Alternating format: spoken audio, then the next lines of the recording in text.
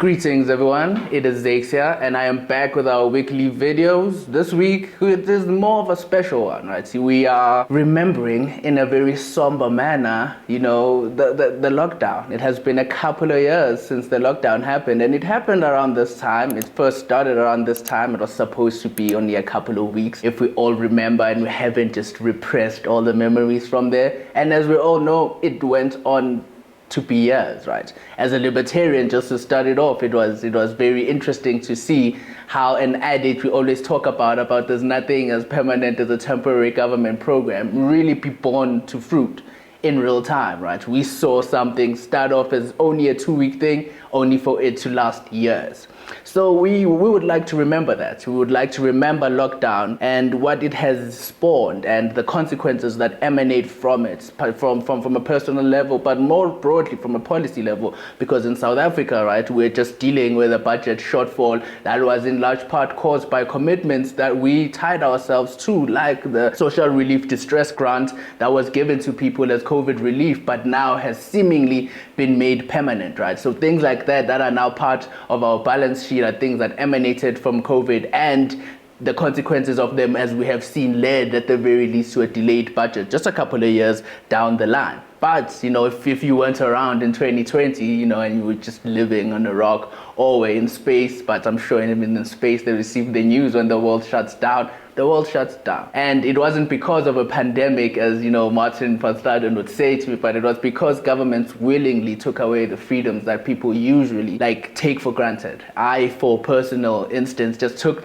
for granted the ability for me to go to a shop and buy whatever it is that I wanted, until Minister Patel took it away from me. You never realize that I took for granted just walking out and enjoying the sun in the street while seeing other people who are not covered in masks half the time, right? And that was gone. And that was lockdown. Lockdown was an attempt by the government to try and protect us, according to them, from the transmission of the COVID-19 virus. And it was meant to be a public health response to a public health problem, right? There was a pandemic happening, and it definitely was killing people.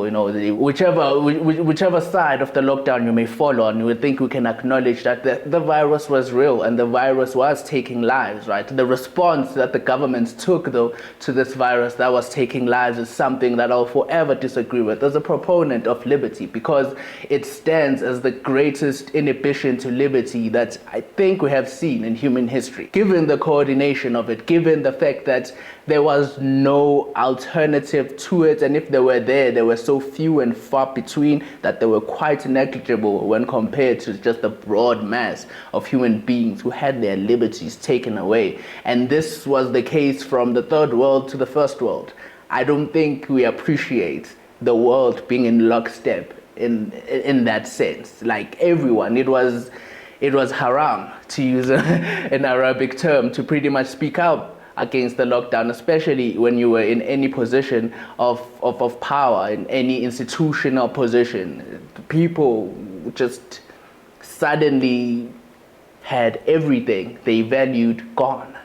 And I think that we should always remember that, how easy it was, how, one day we were looking at the response in China, and I personally was thinking, man, that would never happen, all across the world, because the CCP is definitely taking a very heavy hand towards this virus. And then seeing every government across the world pretty much emulate the CCP response of just lock people down in their homes. It was mass house arrest on a level that has never been seen, as I said, in human history. It stands as one of the greatest injustices ever. And we seemingly have just forgotten, moved past it. We aren't even prosecuting any of the people who were involved in the destruction of wealth, livelihoods, and sanity. I would like to think the sanity part, I don't think we appreciate that much, because the consequences thereof are not as visible. But I definitely know for a fact that our collective mental health as humanity suffered by being cooped up by force in our homes, having to not interact with human beings for an extended period of time, will definitely create problems. And then the economic consequences in South Africa, we are still dealing with, right? Our unemployment never recovered or went to levels that were even just at the level of the lockdown, right, which was still pretty high unemployment levels that we had in 2020, but they just got worse. The destruction of wealth that happened, our economy has never seemingly recovered from the very paltry position that it was in during lockdown. And generally, our standard of life has seemingly deteriorated ever since the government decided to just make it illegal to live life. And I think that we should always try and keep this in mind, on the power that the government had and our willingness to just, agree with it.